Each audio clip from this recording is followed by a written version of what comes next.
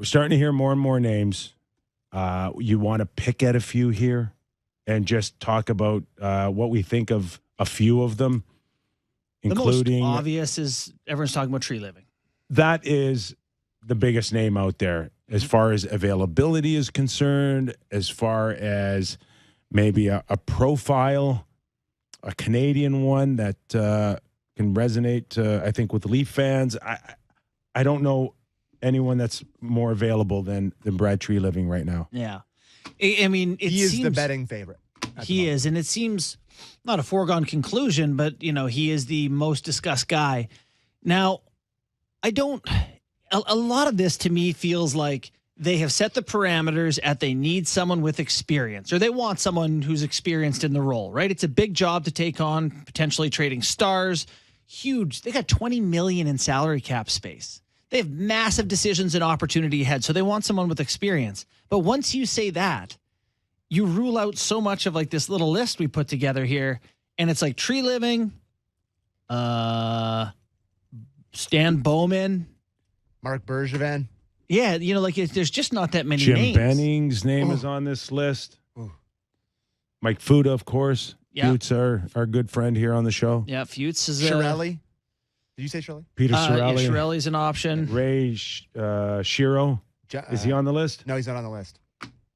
So those type of guys are out there.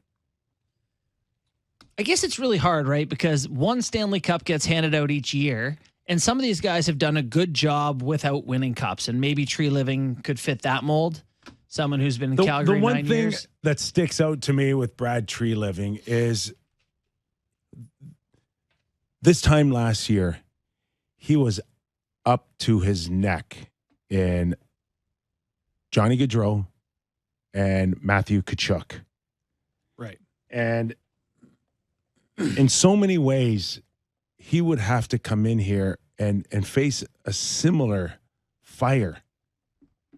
I mean, how much more intense would it be here, Kip?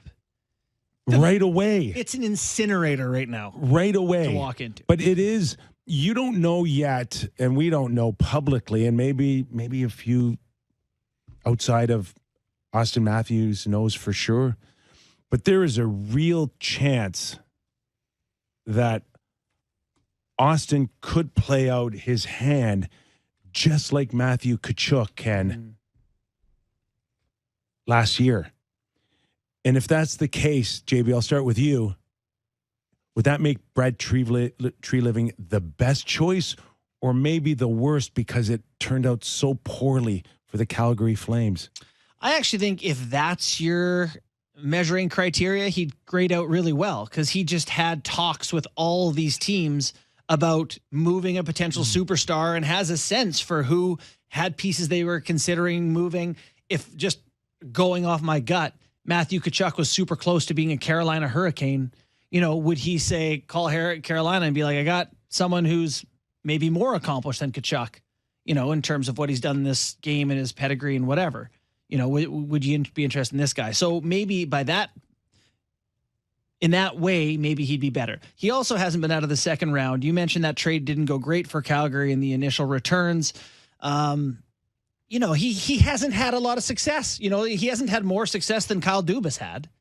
I know he's older, but he had 2 more years experience in the league and no further in the playoffs. So I don't know. He's a name people know. That seems to be the, How about you, Sammy? I'd be completely fine with Brad Tree Living named as the general manager of the Toronto Maple Leafs. I think he's a capable guy. I don't think, going the other way here. I look at some of these names, Tulski or something like that. You want to hire Kyle Dubas 7 years ago here? It's just, to me, if you're firing Dubas, and we know what happened, it wasn't necessarily a performance-based thing, maybe more of an emotional thing. But if you're going in a different direction, I guess Brad Tree Living is that. I don't think of him as totally in the opposite direction as Dubas, but I think that's a fine hire. I really do. I think he's got some experience in the Canadian market. Like you said, he can make a big trade if he needs to, God forbid. But I think if Austin Matthews sees Brad Tree Living come in, isn't that a little bit of stability? Isn't that a guy that you can look at, that what they're doing? If you're a player, if you're part of this organization, Isn't that a guy that you have some trust in as a guy that's done it and has been a general manager of a Canadian team before?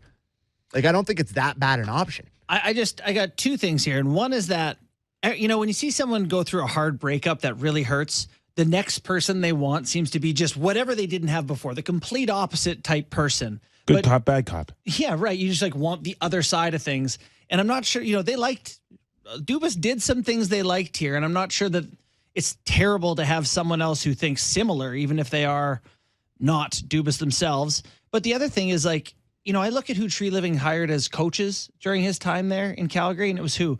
Daryl Sutter, Bill Peters, and Bob Hartley, maybe? Like they're going to come in here and make a coaching decision. I don't know. I am not as confident as Sam that it's like a no-brainer. And you? Yeah, there's lots of questions marks for sure. I like Brad. Yeah, he seems like an awesome guy. And people he seems like a straight up guy. And no, there's probably not enough on his resume that suggests that he's going to come in and really portray a winning culture. Mm-hmm. But it might be a process of elimination that gets him the job. For sure.